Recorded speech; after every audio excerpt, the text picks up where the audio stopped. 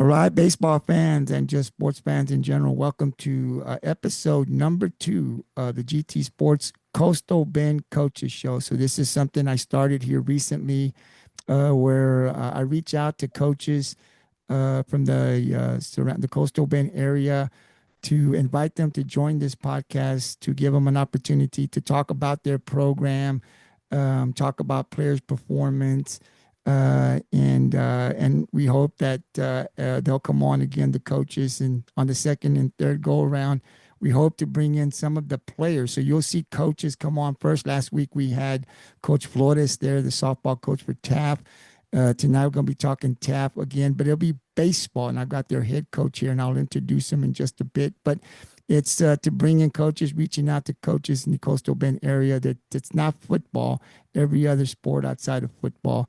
I hope that these coaches will accept the invite and come on and so we can shine some light on some of the coaches that we got out here. We got a lot of great coaches and a lot of talent. And right now we're in baseball and softball season, so that's what we're reaching out. We hope to continue to do this next year with volleyball, and then we follow through with basketball and all those other sports. So on the screen right now, I have the head coach for the Taft Greyhound baseball team, Coach Juan Buendia. Coach, how you doing? Yeah, I'm doing good. Thank you, Gabriel, for having me on here today. Yes, sir. Well, thank you for accepting. We had Coach Flores, the softball coach, last week, and I told him I was going to reach out to you because obviously the team is doing very well right now, right? Your program, I've watched it from afar for the last couple of years, and they do very well in your district. Right now, you're currently 3-0. You can't start the district any better than Taft has, and so we're going to get with Coach here in a bit to kind of talk about some of the the game that he played here on Tuesday, and then just get his overall thoughts on the performance on his team right now at 3-0. But before we go into the game, I want to give Coach an opportunity. Obviously, I know you've coached there in Taft for quite some time, so I know the community at Taft knows who you are. But for the surrounding areas, Coach, introduce yourself to them. How long have you been coaching baseball? How long has it been there in Taft? Where did you play baseball? How did all this start for you? Well, it started back a long time ago, I'm afraid. Back in Sinton, I graduated from Sinton back in '89, and the success there we had in '88 and '89 with baseball and winning two state championships there, that kind of pushed me that way, And what's funny about the whole thing is that baseball was not really my first love. It was track. I loved track because track was one of the things where it was you and the other people. If you did well, it was because you did well, and if you messed it up, it was because hey, you messed it up, and there was no ambiguity with that. It was like you knew who's at fault and who was succeeding at that point.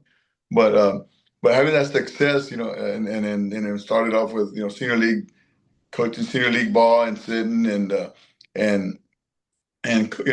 being under some great men there. You got Gene Casper and sitting, and you got Ponderosa, the assistant, and David Hastings, the other assistant there, and sitting, and those guys, they took me under their wing and gave me an opportunity to succeed. And I think one of those things where when you win those state championships, the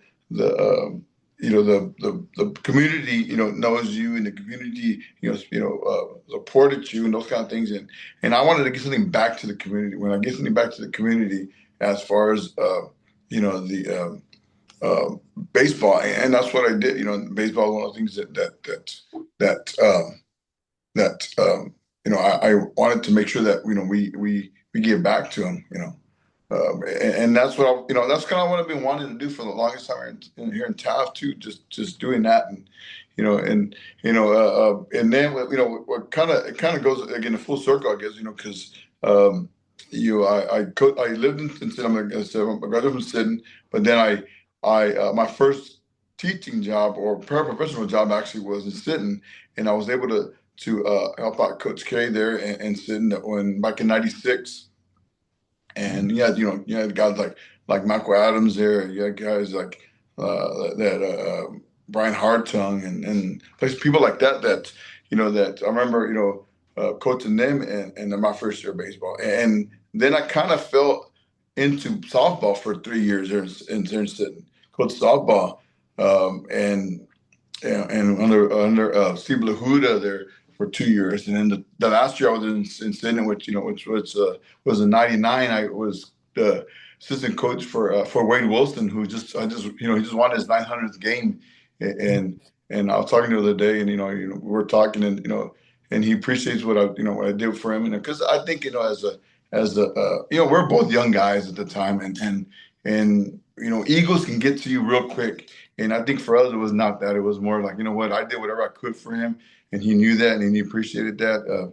And so, I stayed there for a year, and then I ended up doing something else for a couple of years. For 5 years, I ended up working through 4 years, I worked at Del Mar, and 1 year I worked at the Head Start program. And then that was in 2004 when I got an opportunity to come to Taft. And though I was living in Taft since 1993, I've been since December 1993, so I've been living in Taft, even though I was teaching and coaching and sitting. And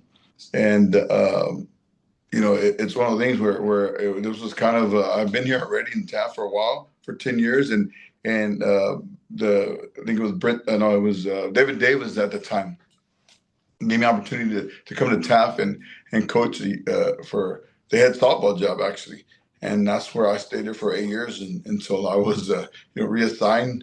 And I went to baseball. Coach Albert Amaya was the coach at the time. And he said, "Hey, why don't you come over to baseball?" I said, "Fine, that'll work." I liked it. I'm glad he allowed me to do that. I did it for 3 years with him, and then 2 years with Scott Olivo. And then I took over the program when Scott Olivo left in 2018. 2018, the baseball season. I took over for Coach Olivo, and that was, I think, J.J. Suarez was the AD at the time, and he had just taken over the AD job, and he gave me the opportunity to be a head coach again, and I'm grateful that I've been a head coach since then. So I think this is my ninth year. I think it's like the 8th or 9th year as the head baseball coach. So it's come full circle for me.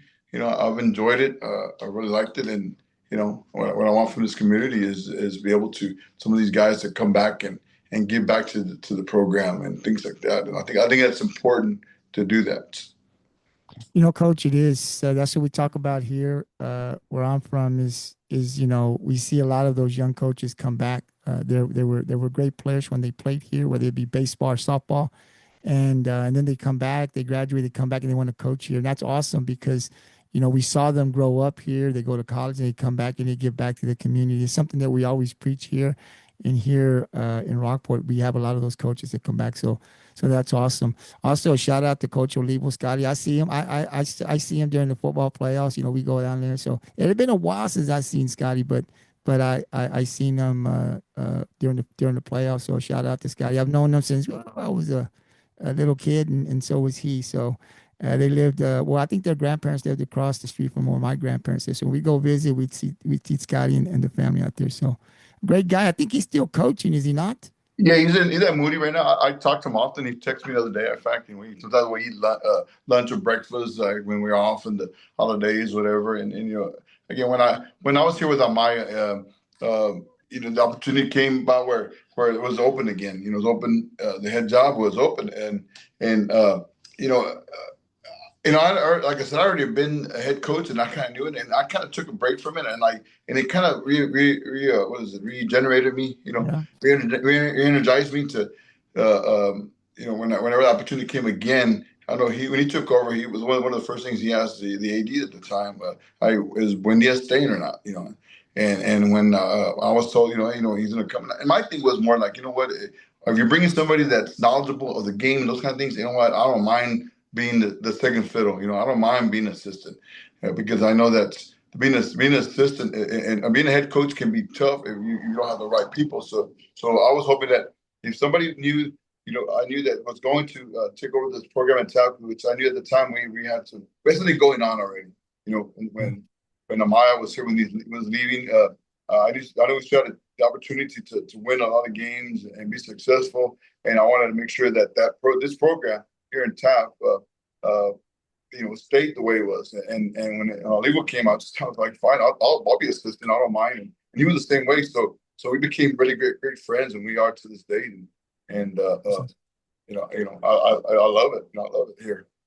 Well, if I may say, Coach, you're winning some big games. You're doing really great for that program out there. I mean, you're 3-0 right now. You can't start any better than that with a great opportunity to see where this regular season ends, and hopefully the Greyhounds will be in the playoffs. And we'll talk with Coach Buendia here about that in just a bit. But Coach, obviously, when you have a great program, you have to have a leader, right? I've done this here. This is my 4th year where I do these podcasts and I live stream the game. So I've gotten more involved and kind of understand more. You know, when you're a fan, you're in the stands, and why don't you do this? And why don't you make this call? And if the coach did this, it would change the outcome, right? That's what we all think. But talking to coaches and understanding the preparation, because so much goes into the season, right? It's not as easy as we may think. So I got a whole new look at and a whole new respect for coaches, for the hours that they put in, because they spend more time there than they do with their own families. And it don't always work out that way. So I've learned so much and have so much respect for the coaches that do this. So it starts there, but obviously, if you're going to have a successful program, like you said, those assistant coaches play such a big role for the head coach. Who's on your staff this year, and what are their responsibilities? Well, the staff with this year we have my first assistant is it's AG Ayala. It's people know him by AG, and his name is Alex Ayala, but people don't know by Alex, they know by AG Ayala. He was from Miller, and he played in I think 2016.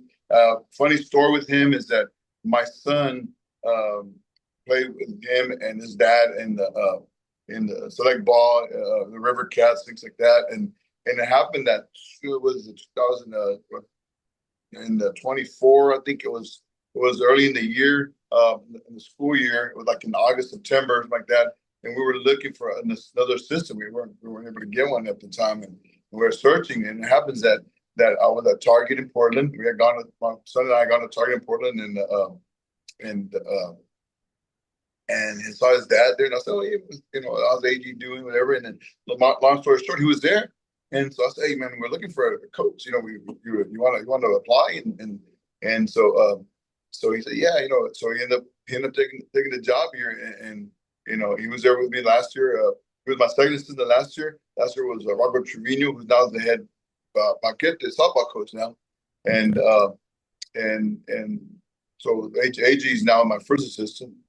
So again, it's kind of one of those things where you just kind of, the community, the baseball community, somebody, and I knew that he knew the game, and that's the thing. He knew he was a pitcher at A&M Corpus. I think that's yeah, probably gonna get this wrong. I think, but he was at I think maybe he was in Tilliston, maybe I think, or Concordia, one of the Austin schools.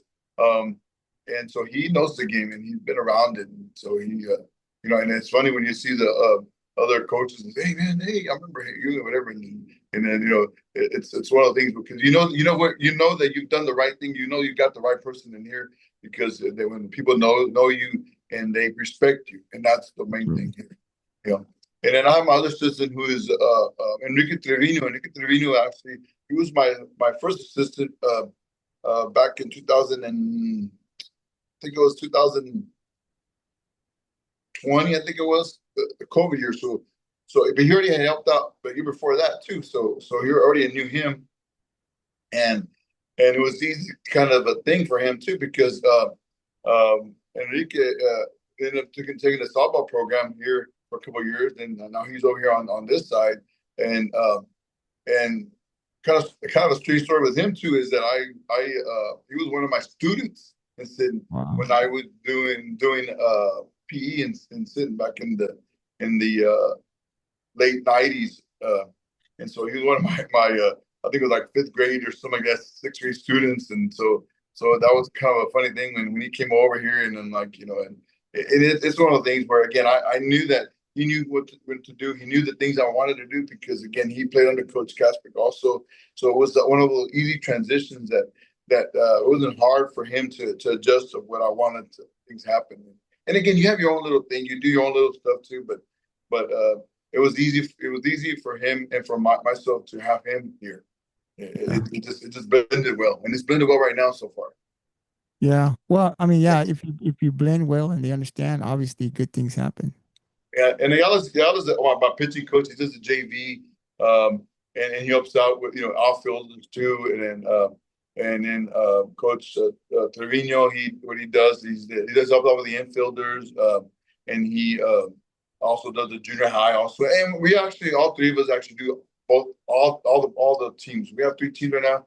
We have a JV squad, which a lot of three schools don't have one in our district. Some don't have one either, and we have a junior high program too, seventh grade and eighth grade. But right now we're at right now about 18 or 19 seventh grade and eighth grade together. So we're kind of one team because if you try to play two teams or two games, and that means that somebody can't be sick or something like that. And so you just kind of what we've done was, you know what, just go ahead and stay with the one team for now. That way, we know for sure that we don't have to be switching or changing games, whatever, because that becomes a household team at times. It But does. but I think it's important for us to all be there for those junior high kids because those kids are the future. The JV is the future of the tough Greyhound program. And that's important. I always, when we do these podcasts here, we've been doing this in Rockport. That's one thing that, talking to our AD is featuring. I mean, we do the varsity and everybody pays attention to that, but then also going down to those levels of freshman and junior varsity in all of the sports, and then the middle school. And I've heard it's a challenge sometimes, when you have a JV team, like especially when you're in like the smaller schools, because other teams that you play don't have a JV, so it's hard to find that game for them, right? It's what I've heard. I don't know how true that is, but that's what I've been told is a challenge for the coaches, right? To like if you're going to go play Odem and they don't have one, right? Well, where do I find a game for our boys or girls? Because at that level, the kids just want to play. I don't care who plays. Just get some other guys on the other side. Let's get on that baseball field and let's play right that softball field. So I know how important it is, and you want to keep those kids in the program. That's the biggest thing I think that we face when we see this, and I do this is these kids that are in the middle school. You want to keep them in that program for as long as you can till they get up to varsity. Right, continue to work that program and give them an opportunity to learn the system and continue to get better every practice, every game. So challenge, but it's great to. I was just going to ask you that. Do you have a middle school program? Do you guys have a JV? So you have a middle school baseball program there, Tap. You do have a junior varsity, and then you have the varsity. Yes, we do, That's and great. and like I said, it's important because we are a school that needs to develop kids. We need to develop them, and I think early on, I think I think consistency is important too. When you have, I've been here for 22 years. Like, I've been here in Taft, and whether it's been at the doing softball or doing baseball, and then that's one of the things I think that they see the phase. I've coached some of their parents and those kind of things. It's I think it's important to have, and then see them. When I get a chance, I go out to the little league games or whatever games that they have.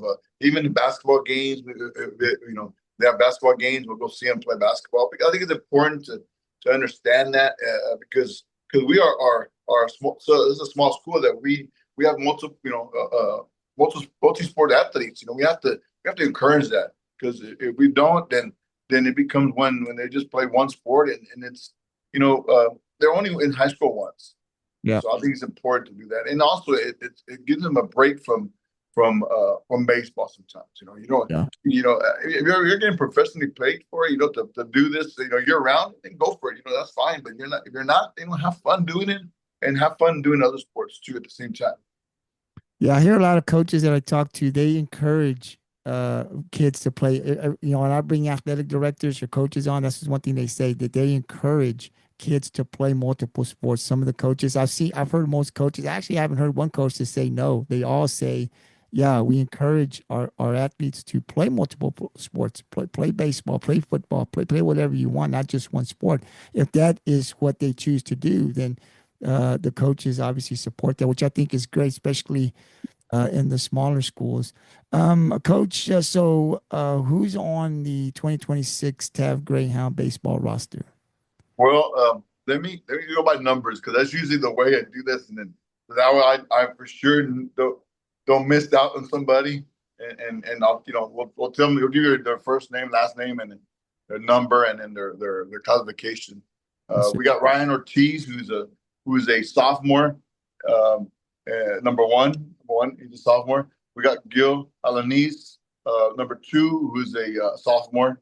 We got Eric Bettis, um, and I can tell you, I guess the position too. Ryan pitches for us, plays infield, a little utility guy. Gil Alanis is more of an outfield guy, courtesy runner kind of kid right now for the varsity level. Got Eric Bettis, who's a catcher. He play outfield too. He's number three. He's a senior. We got Saul Lopez, who's a sophomore, um, and he is number four, and he plays second base. Can play the outfield also. Um, we have John Franco, JD Franco, a senior. He's number five. Again, pitches, plays shortstop mainly for us. Hunter Mayor, who's a senior, number seven. He plays outfield. Last year, he played a lot of time. He played in infield last year because we were short on two players last year for a couple of games, and so he was um, thrown into the playing short. And he's just an athlete, just an athlete. So that's one of the things. Again, it goes back to that thing about just being an athlete, just being a ball player, and he can play multiple positions for us. Um, Awesome. Joseph Barrios is a senior. He number eight. He plays shortstop, second base. He's an infielder. Really and truly, he can play any position there is. If I wanted to put him first base, probably play first base. He's a little short. He's not. I call him my mini Altuve, which he's a Yankee fan, but it's okay. I like to kind of give him a hard time about that, but yeah, he's the kind of mini Altuve. He really is. You got Gavin Moreno, who is a sophomore, a middle infielder kind of guy. Number nine, you got Andre Castellanos, who is a catcher, third baseman, number 11. You got Jerry Chin, who's a number 13, who's a senior, pitcher, also first baseman. Sean Rosales, who is a junior, and he's number 15, and he's a outfield. He plays outfield right for us, first base, and a pitcher also. We have Chris Saldivar, who is a sophomore, number 17, plays mainly outfield. Gavin Martinez, who's a junior, number 21, he pitches a little bit for us and plays third. He can play the outfield too.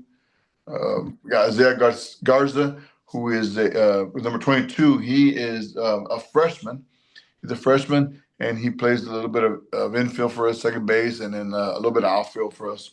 He pitched one game for us this year, and he got his first career win as a varsity baseball player this year. Awesome. Got Mike Sturgeon, who is a sophomore, and number 29. He plays third for us. Does a little bit of base running for us too. Joe Alvarado, number 32, a senior. Joe, he just came out this year. Want to play some baseball, so he's getting some work in. And then we got Lupe Valdez, who is a sophomore, and number 42. He plays first base for us. And again, he's one of the future first basemen for us for the next year, hopefully. And again, I don't know if you noticed that, but a lot of sophomores we have. We have a whole bunch of sophomores, maybe like 9 or 10 sophomores, if I'm not mistaken, and I think we have like six seniors, 5 starters, and we have 2 juniors that are starters, and the rest are sophomores and freshmen. That's great. The underclassmen, and that's why when we do this podcast, that's what we want to focus on. Obviously, you want to focus on the seniors because they won't be back next year when we do these podcasts. But also, I always tell we want to talk about those because when you have that success, right? Like you're having this success right now, you're undefeated in district. Those are underclassmen playing a lot bigger than what their age is, right? Like they're advanced, right? Like you look at this team and you're saying, wow, look how many are coming back. Look how young. That should excite the community, right? You should be very excited to want to come out and see these young players. Coach, I always say this every time I'm on a podcast. I say, look, man, coaches are going to do their job. They coach, and the players are going to play, right? So what's the job of our community? What's the job of the community? Man, our job is to go out there and support these kids, right? Every time you get an opportunity to go out, especially on a home game, it makes a difference. You bring the energy, you bring the school colors, you yell. It's exciting. We do live streaming. I think it's the future. People love to sit out at home on the big screen and eat dinner and be comfortable and watch the game. And I always tell them, look, we do that because there's so many people that can't get out to see a granddaughter, they just, or they're at work.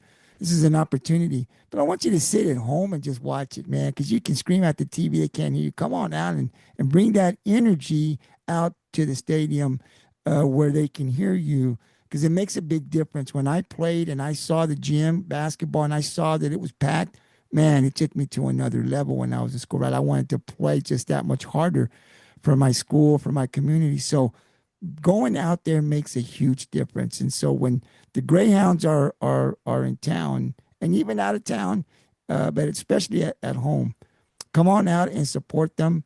They are 3-0 in district currently right now. You can't start the district any better than Taft has. And so you need to come out. You got a great baseball team out there doing some great things. We had the softball coach. I think they're. I know they've lost one in district. They lost to West Hill, so I saw that. So the softball team doing some great things. The baseball doing some great things. The community at Taft. Hopefully, you guys are coming out and supporting them when they're there at home and even on the road. Coach, let's go to the game that you played on Tuesday. You took on Odem. That was a district game. You got a big win, 6-1. Some of the things that caught my eye. Your pitcher had a great game. John Flanco, I believe that's his first name. John, am I correct?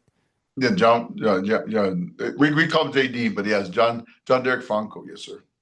John, he had a great game. He gave up, I think, 3 hits in that game. Gave up a run. I think he had eight. I believe I remember. Case. So he had a very good night in the circle. Your offense played great. Recap that game for us. What did you see from the Greyhounds in that 6-1 win? I think it's one of the things where you just find ways to win. And, you got to find ways. Good teams always find ways to win. And some of them, weren't having the greatest night at the plate, but other people just stepped up. And I think you mentioned that where the bottom of the order kind of helped out, and they kind of got the scoring going there in the second inning. Because the first inning, I think it was 3 up, 3 down, or it was the first four hitters. I can't remember exactly how it went, but. But the middle to the bottom of the order actually produce some runs, and that's where you need to do sometimes. Sometimes you play this game a long time. You've seen the game a long time. Sometimes it just takes one at bat to kind of get you going. And so even though you're at the bottom of the orders, you never know. And that's what happened on Tuesday. We scored a run, I think, in the second inning, run in the third inning, and we try, we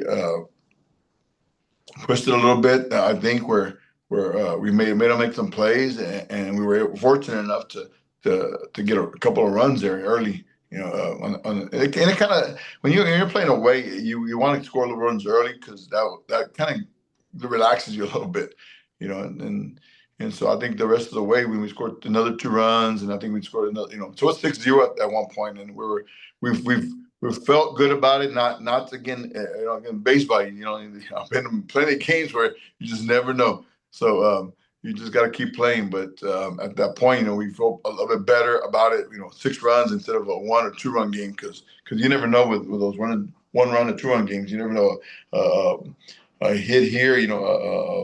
Texas League single here or never here, and the game's tied and something like that. So I'm glad that we were able uh, to score some runs with the bottom of the order, especially too. Yeah, I saw that. Anytime you get production from that bottom, man, it really helps you out, right? And you got some production from the top, and then I saw on the bottom they got things going. So it was really good. It was a 6-1 win for the Greyhounds. They will come back. I think tomorrow you play Odom again. Is that correct, Coach? Play Odom again. We are in our district this year, and last year I wanted to do it that way too, but kind of got voted down a little bit. And this year, the majority of the coaches wanted it again. they wanted to do that, and so they decided, and again, we kind of voted on it, and the coaches decided that we're going to play the both games in the same week. You know, as is good advantages and disadvantages. It depends how you look at it. It depends, where you're at in the year and those kind of things. So it's a good and bad, I guess. You just never know. When we voted back in August, it was like one of those things. Well, we'll see how it turns out. Are you in favor of it? Do you like it? Do you think it benefits you? Well, last year I think you definitely would have wanted it that way because I think we had a really great pitching staff last year. I think we had a couple of arms. This year we had done some unproven arms, so I wasn't sure exactly how that was going to work out. And I think it's so far it's been okay with us. It's been well. We've used multiple pitchers in the first two games, the first three games, and so I think that's helped out too. Um, you know, and I think our pitching staff, then we have a good enough pitching staff to be able to to pitch like a series basically when it comes out because now that's what they're going to happen in the playoffs and all the playoffs now. You're going to probably be playing a series from now on. You're not going to be playing a one game unless you both agree to it. But now it's like you play a series and that's kind of like the way it's going. So you have to develop, and I think early on that's what we try to do early on in the year in the non-district games, the tournament games. We pitch. We must have pitched about 8 or 9 kids at least. Because you just never know when you're going to need them in district and beyond that, and that's what we're looking for, district and then beyond, hopefully, and then if we're lucky. And I think, yeah, so you come back, you play Odom on Tuesday, the same. So your mindset stays with that same thing because the next game you're gonna play Odom again. So that game is at home. This the first one was in Odom. So Friday will be in Taft. I'm sorry to be a tap at 7:30, sir. 7:30. Yes, sir. All right. So again, to all the community of Taft, so you're here at the baseball team 3-0 in district play. They will have another district game against Odom. They just beat them 6-1, but now Odom is coming into town. Every game is different, so don't sit there and say, "Oh, we already beat them once. We can beat them again." No, no, no. Come on out. 7:30 game time starts for you guys to come on out and support. The Greyhounds, so they can go, they get the win, they go 4-0, man. Like I said, you can't start any better than that. Your support means so much to this program. So if you get an opportunity, you got plenty of time to get off work, get something to eat, and come on out to the baseball field. It's Friday. Most people probably don't work on Saturday. So what else you got to do in Taft, right? Come on out and watch a great baseball game and support those Hounds. As if they get the win, they will go 4-0. Coach, the one thing I saw today when I was looking through the stats and all this, in the last 7 games, offensively, you guys have scored a lot of runs, right? Like even in some of the losses, I saw the loss against Sinton, but you guys were, I would say, obviously you want to get the win, but against a really good team, you guys really offensively produced a lot of runs, even in those losses. What have you seen from your team in the last 7 games offensively? It seems like consistently you guys are scoring a lot of runs. I think going with the right approach at the plate. I think that's the mentality that we've had. We've preached it from day one. And I think they've understand it a little bit better now as seniors and uh, and the rest of the kids. It's whenever you get up to the bat, you got to get a look at it and you got to look for your pitch early in the count and those kind of things. And if you like it, go for it. We don't take. I guess I maybe giving out a little bit too much information, but we don't take. We're going to swing at it. If it's good, we're going to hit it. That's just the bottom line. It's because I know some coaches, and I've done it in the past where I've taken strikes. First round of time up the bat, take a strike, see a pitch, those kind of things, and I'm hoping that we are disciplined enough that we when we get up there to hit, we're going to go up there and take good cuts. If it's not a good pitch, you don't like it, you don't have to swing at it. And that's the thing. I know the stands will be like, hey, how come swing at it? Come on, those kind of things. But early in the count, if it's a strike and it happens to be not the exact one you want, maybe it was something where you weren't sure about, but don't swing at it. You still got 2 more strikes to worry about, and at this level, high school level too, is like, these pitchers are going to make mistakes, and that's the bottom line. Sometimes you're going to make mistakes, and that's what we try to rely on. And we've been fortunate. We've hit the ball really well. I was kind of looking at that the other day too. Like, hey, we've been swinging the bat pretty good the last the last couple of games. I think ever since we played I think it was Skidmore, and then we played Rockport, and we played I think it was Santa Gertrudis and Sidon, and we've been swinging the bat a little bit. Got to get better defensively, I think, at times, but we've been swinging the bat fairly well, running the bases, fairly well, and hopefully we can continue that. That's the one thing when I was looking, I was looking through the whole thing last night and this morning. I said, man, I look at the last 7 games, kind of went from the bottom, last game up. And I said, man, even in the losses, the offense, it seems like it has not slowed down whatsoever. There's a lot of runs that are scored, which you need to score runs to win games, right? So obviously something has clicked with the team. They're doing very good. So I don't want to jinx them, but if that continues, wow, the chances of you guys winning district go really, really high. So you got Odem coming in. You just beat them 6-1. What do you tell your team, coach? You just beat them 6-1. A lot of teams can, oh, here they come again. We already beat them once. Not going to have a hard time. Some teams can have a letdown, right? When you just beat this team, that's one of I guess there's some pros and cons. Maybe this is a con, I don't know, because the boys, they're young. You got some sophomores, right? They're still learning. They come in on Friday and say, man, we just beat them 6-1. No big deal. We'll beat them again. What do you tell the team? What are you telling them to make sure, especially your young guys, they don't have that letdown or that mentality going into this game? We and I preach this a lot, and sometimes you never know with baseball. You never know that you can hit it hard and hit it some right at them and get out. And you can hit soft ones and get on base. So you got to you never know. Sometimes in a game of baseball you got to be a little bit lucky too at times. Yep. A missed ball here or whatever, or you know uh, something a bad throw, whatever can open up the game for you. Those kind of things. So I think last week we played West Tulsa last week. We kind of got ahead of them early in that game. In the first game we played them, and we were able to put it away early. The second game we played him, it was a different story, a different pitcher at the mound. It was 0-0 going to the fourth inning. So I think they kind of understood that. You know what? You just never know. You never know. And just to preach it again. You never know with baseball. On any given day, you can beat anybody if you're good enough.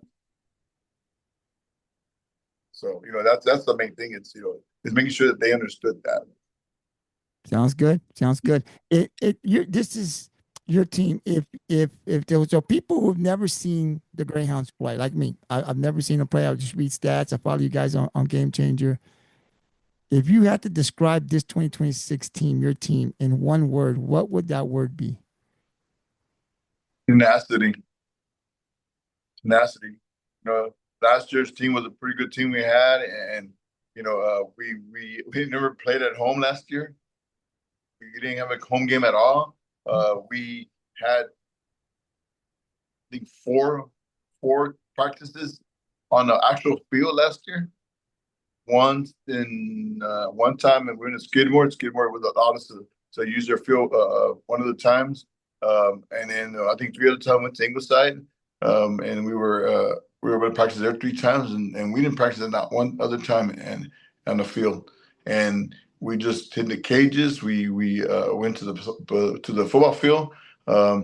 We have kind of an indoor facility, that we have that has a little bit of a turf in there. So we can actually take some ground balls in there, no fly balls, but ground balls, and that's what we did a lot too. Last year, that's all we did. We didn't do a lot of defensive stuff. We didn't do much of pitching stuff, things like that. It was just, So I think that has helped us out this year. We appreciate everything we got and the facilities we have, and those kind of things. So when things go bad, like, look, man, we've had it worse, and I can remind these kids, that they have the ability to play a game that a lot of kids don't have ability. There's a lot of kids out there, and that's one thing I kind of tell them is like, you guys have the ability to play a game that you guys love, and continue with that, and appreciate that what's God given you, the ability to play the game of baseball,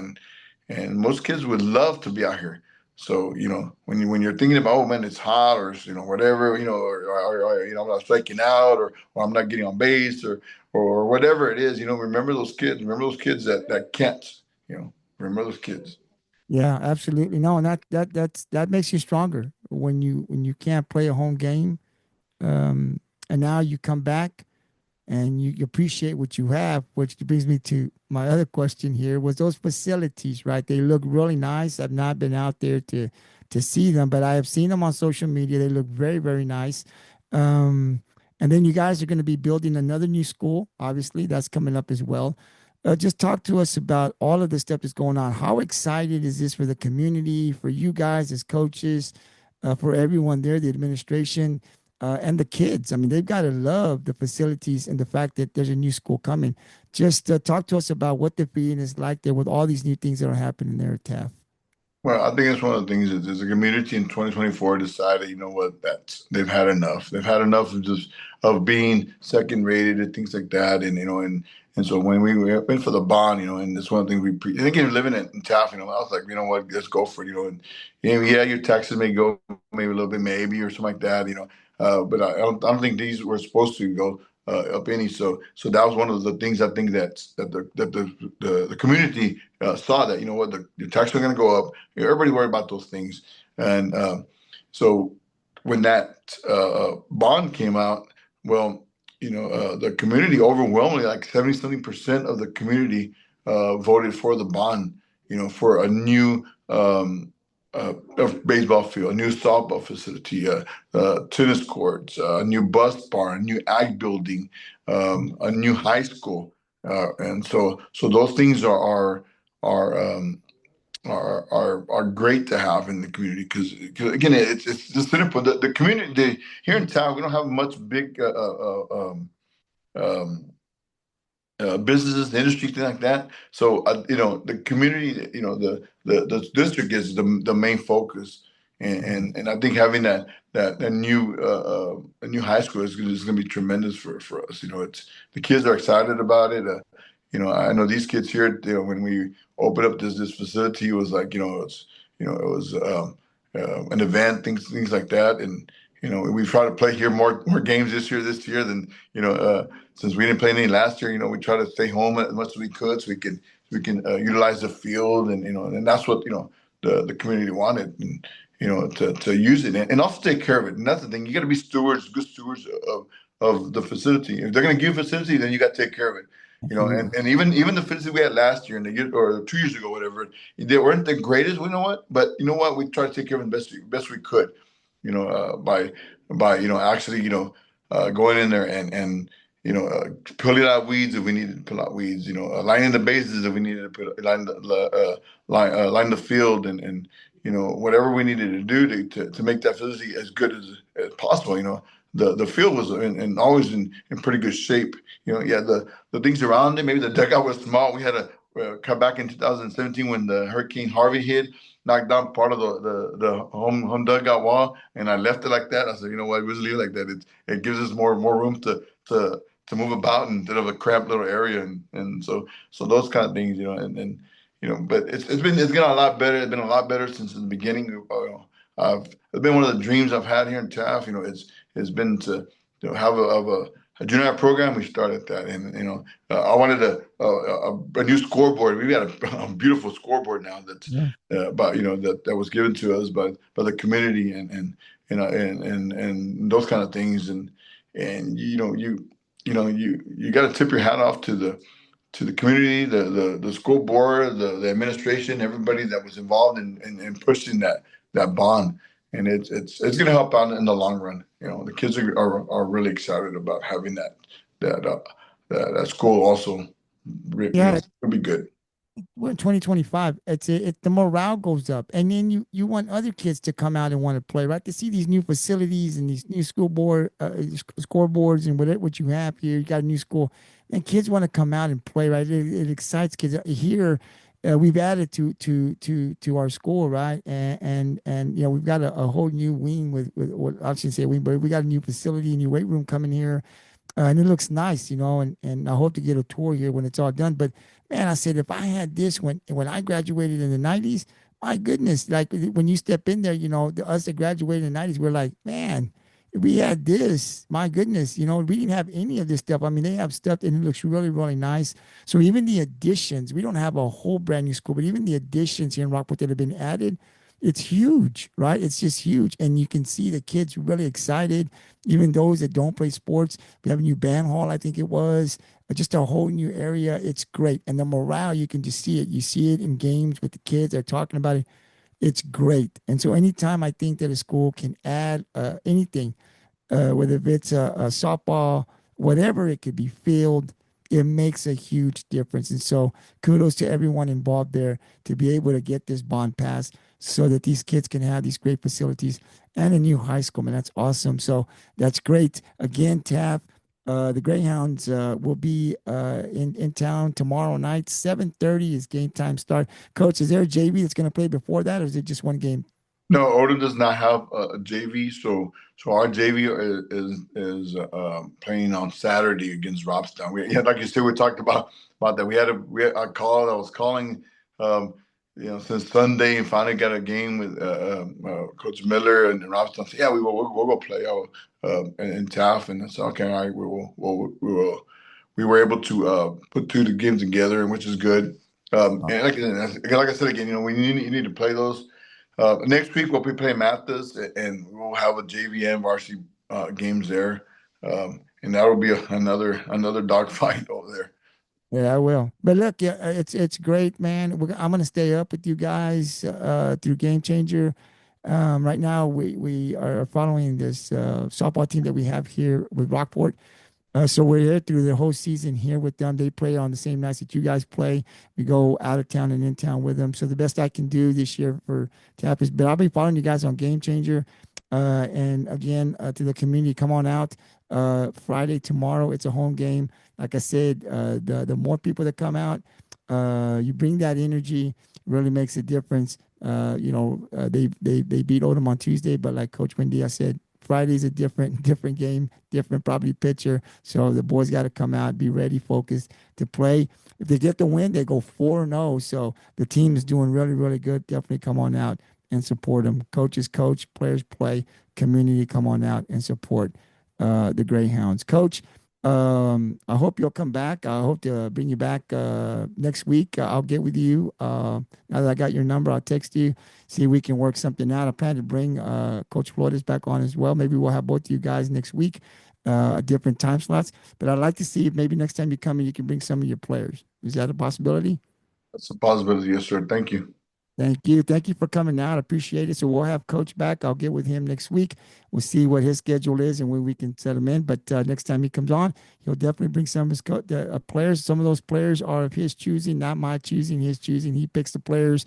They come out. He tells me who's coming out, and I'll have some questions. We'll do a little Q&A with the boys, and then we'll recap and preview the upcoming games with Coach Buendia. Coach, thank you very much. I'll give you the final word.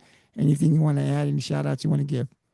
Well, no, just thank you for allowing us, the opportunity to show the program, and then also, for us, you know, just thanking the whole team, the whole community of Taft, for the facilities that they've given us, and hopefully we can make them proud.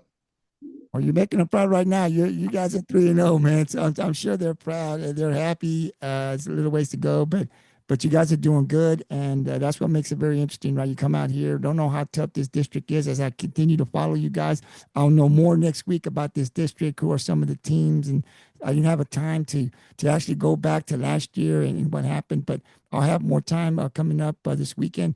But we definitely will be inviting Coach Buendia back. So when that happens and it's set on the next date and time, we'll definitely post it on GT Sports, all the social media platforms, Twitter, Facebook, YouTube. Same thing with this video. It'll be uploaded and ready to go in the morning tomorrow. So you can catch it on Facebook, Twitter, YouTube, Discord, Spotify, and God, there's probably another one. Oh, on TikTok as well. So it's on GT Sports. You pick your platform, but you'll be able to see this. Coach, thank you very much. Appreciate your time. Good luck tomorrow. We'll talk to you next week. Thank you.